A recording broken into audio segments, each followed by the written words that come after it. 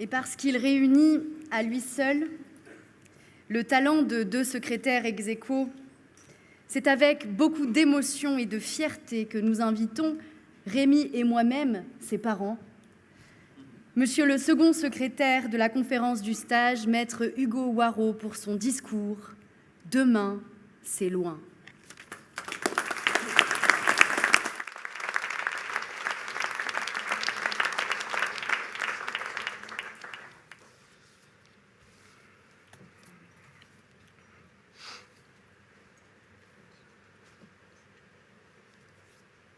Mesdames, Messieurs, plongez avec moi dans le Bordeaux du XIXe siècle. Voyez ces quais bruyants et grisâtres, englués par les navires et leurs armateurs. Entendez ce tramway fraîchement inauguré, le cliquetis de sa cloche au rythme du sabot de ses chevaux de trait. Nous sommes en 1898. Sur la place des Quinconces, un géant de bois difforme trône encore, laissant deviner en ses entrailles l'embryon de ce qu'on appellera plus tard le monument aux Girondins. Les allées de Tourny, vêtues tout à la fois d'un manteau de neige, mais dénudées de symboles napoléoniens, détestent le vide. Alors, c'est à Léon Gambetta qu'on taille une statue, rappelant à chérir la Troisième République. Brouhaha joyeux, la belle n'est pas endormie, Bordeaux chante, Bordeaux vibre, Bordeaux danse. On distingue au loin l'élégance d'un homme. Son pas pressé contraste avec celui des badauds, trahissant par là l'importance du moment qu'il s'apprête à vivre. Dans quelques minutes, Daniel Brune, avocat à la cour et secrétaire de la conférence, prononcera son discours de rentrée solennelle. Il y a 126 ans, il se tenait précisément à ma place, pour disserter sur les angoisses d'un 19e siècle à son crépuscule, titrant ainsi son message « De la condition juridique de la femme ». Allons l'écouter. Monsieur le bâtonnier, messieurs et chers confrères. Oui, en 1898, les discours sonnent ainsi, puisque Olga Petit et Jeanne Chauvin ne deviendront des consoeurs seulement 2 années plus tard. La bonne harmonie sociale me paraît exiger le maintien de la femme dans la vie privée. Mais dans cette sphère réservée à son activité, je la voudrais libre, respectée et honorée. De toute façon, les discours des secrétaires, personne ne les écoute vraiment, alors fais-toi plaisir, Daniel. À un moment où la femme semble vouloir déserter le foyer, il importe de la retenir au sein de la famille. Mais encore ne faut-il pas lui créer une situation amoindrie et effacée. Daniel, nous t'avons entendu. La femme à la maison, ça c'est un oui, mais pas amoindrie ni effacée, bobonne peut-être, mais avec classe. Elle comprendra comment elle peut exercer dans la société une réelle influence. Et suivant l'ingénieuse expression de Madame de Staël, comme ces duvets introduits dans les caisses de porcelaine, comptez pour rien, tout se briserait sans eux. Et c'est certainement ici, mesdames, messieurs, qu'arrive le climax du discours de Daniel, le banger, la punchline, comme aime à dire François Molins. La femme honorée et respectée dans la vie domestique sera la première à ne plus vouloir en sortir. Elle aura une conscience plus nette de la grandeur de sa mission. Un siècle plus tard, monsieur le vice-bâtonnier, messieurs, mes chers confrères, je le crois, à la lumière des propos de Daniel Brune, c'est donc un échec. Constat qui se mesure au nombre de femmes présentes ce soir qui, visiblement, si peu respectées, si peu honorées dans leur vie domestique, elles ont décidé d'en sortir. Mesdames, au combat que vous avez dû mener contre la pensée des Daniel Brune, c'est donc une victoire. Madame le bâtonnier, monsieur le vice-bâtonnier, mes chers confrères et surtout mes chères consoeurs, Ces mots de Daniel Brühl prononcés en 1898, ils n'ont rien de choquant ni d'impudent. Rien qui justifie que l'on joue un siècle plus tard les vierges effarouchées. D'abord parce qu'il est aisé de singer par la malhonnêteté de la citation et un ton hâbleur. Ensuite, parce qu'à l'aube du XXe siècle, les femmes n'étaient pas beaucoup plus considérées juridiquement que nos amis les bêtes. Peut-être, disait-on d'elles, qu'elles pouvaient être tout au plus pratiques, sauf évidemment pour porter des charges lourdes. Alors, de la part de ce confrère, dans l'époque qu'il traverse, à quoi pouvait-on s'attendre ? Parce qu'au siècle où Daniel Brühl discourt, la place des femmes telle qu'on peut la concevoir aujourd'hui n'était même pas un fantasme. Le sang et les larmes, tel a été le prix pour conquérir le droit de vote, la consécration de l'égalité absolue entre les sexes sous la répression du viol. Grâce à la lutte permanente, il a fallu défaire l'immobilisme, à l'image du manifeste des 343 salopes, ou bien du mouvement de libération des femmes, dont 10 déposeront autant de gerbes sous l'Arc de Triomphe, avec ce slogan criant sur l'urgence pour elle d'exister, encore plus inconnu que le soldat inconnu, sa femme. De ce combat féministe, je ne serai ce soir ni l'historien, ni le représentant. Mais le discours de Daniel Brühl met en lumière le fardeau du déterminisme des époques, la difficulté immense à faire changer la doxa, et surtout, dans les instants que nous vivons, l'importance de lutter. Mes chers confrères, mes chères consoeurs, Daniel Brühl n'est qu'un homme qui pense avec ce qu'il est, dans l'époque qu'il traverse. Et Bourdieu l'explique. Ces influences profondément ancrées jusqu'à l'âme ou presque, qui déterminent les individus d'une même époque, d'un même ensemble, par leur classe sociale et leur éducation, à avoir une vision du monde similaire, c'est l'habitus. Comprendre l'habitus de Bourdieu, c'est apporter un début de réponse à pourquoi la lutte existe. À l'échelle de l'individu, comprendre l'habitus, c'est presque prédire les raisonnements de l'autre.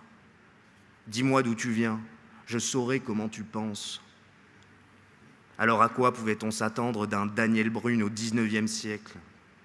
De la même manière, que peut-on espérer d'une Christine Boutin, femme politique de droite catholique, née à la fin de la Seconde Guerre mondiale, à qui on a rabâché que l'amour c'est un papa et une maman, et qui conçoit pourtant la notion de cousinade de manière tellement érotique. Est-ce vraiment une surprise lorsqu'elle dit, et je la cite, « Où placera-t-on la frontière pour l'enfant adopté entre l'homosexualité et la pédophilie ?» Vraiment, Christine, tu es sûre de ta question.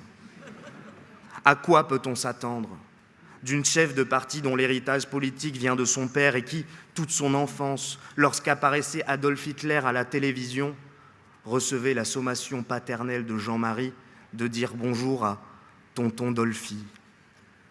Ceux-là sont des exemples manifestes de la puissance de l'habitus. Eux ont été déterminés par leur histoire, le milieu où ils ont grandi, à être, sans mauvaise intention, je le crois, ce qu'ils sont. Bourdieu nous démontre ainsi la difficulté de pouvoir faire changer la pensée des masses, et encore plus la pensée individuelle. Il nous apprend que peu importe l'époque, peu importe les revendications, peu importe leur caractère bien fondé, plus l'habitus est ancré, plus il sera long d'aboutir au progrès. Alors lutter, c'est affronter l'habitus, c'est être convaincu qu'il existe un après plus juste contre ceux qui, construits comme ils le sont, pensent qu'il est urgent de ne rien changer. Les mots de Victor Hugo résonnent ici. Ceux qui luttent ne sont pas sûrs de gagner, mais ceux qui ne luttent pas ont déjà perdu. Madame le bâtonnier, Monsieur le vice-bâtonnier, mes chères consoeurs, mes chers confrères, comprendre la genèse des luttes, c'est aussi rêver de lutter mieux.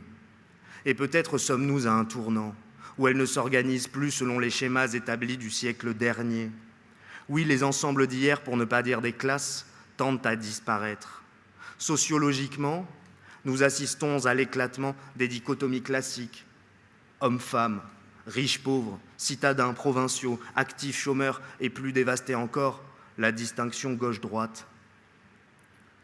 Le réflexe quasiment pavlovien du XXe siècle, de se battre dans un syndicat, un parti ou un mouvement, de lutter pour le groupe, pour l'autre autant que pour moi-même, a laissé place à de luttes nouvelles, plus nombreuses et plus exclusives.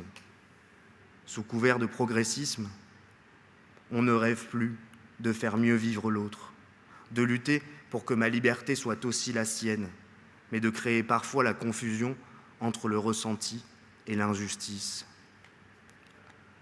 Alors que l'urgence est ailleurs, le glissement des luttes pour la liberté de mes semblables vers celle dévoyée par le ressentiment subjectif me terrifie parfois, tant elles travestissent des principes cardinaux pour le compte d'une position victimaire.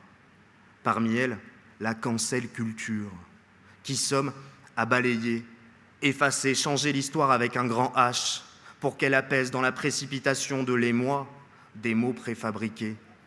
Et pourtant, le devoir de mémoire le plus absolu, n'est-ce pas de regarder l'histoire avec le sublime, mais sans jamais occulter la noirceur des abysses? Oui, je veux voir les statues de Colbert autant que celles de Modeste Testas. Je veux lire le mot nègre chez Agatha Christie autant que chez Césaire ou Voltaire. Je veux me souvenir du journal d'Anne Frank autant que de Céline. Refuser de céder au primat de l'émotion, c'est croire à la nuance du contexte, croire au luxe de la pédagogie pour embellir l'histoire sans jamais la travestir. Ces luttes-là, monsieur le vice-bâtonnier, toujours plus individuelles, aspirent même à changer les mots, la grammaire et l'orthographe par des points médians et autres inclusions grammaticales insupportables, comme s'il fallait s'attacher plus à la disposition des lettres qu'à l'intention de celui qui prononce les mots. Alors, la langue française panthéonisée se trouve reniée pour faire riposte du principe selon lequel le masculin l'emporterait sur le féminin. On s'exprime désormais à la féminine universelle. Écoutez bien. Évidemment que la monde est prête à ces changements par la création de nouvelles mots et surtout pour faire comprendre aux hommes que leur langage est tellement oppressante qu'elle doit appartenir désormais à une passée lointaine. C'est terrible. Pourtant, ce langage en féminine universelle existe. Et selon sa créatrice, l'imposer serait tendre vers plus d'équité. Il s'agit donc de lutter moins pour l'égalité, pour que les libertés des unes soient strictement identiques à celles des autres, mais de prendre, au nom du ressentiment, une revanche sur le passé. Pourtant, la certitude du crépuscule n'effacera jamais l'aube qui la précède. Mes chers confrères, mes chères consoeurs, ces luttes plus individuelles, sous couvert d'idéaux égalitaires, ont de vertigineux qu'elles ne pourront jamais avoir de point d'orgue.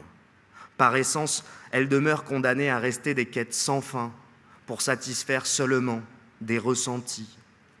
Il en va ainsi des nouvelles théories du genre qui invitent à ne plus s'identifier comme un homme ou comme une femme. Derrière nous, des millénaires à se bâtir, mais il faut maintenant déconstruire, disent-ils.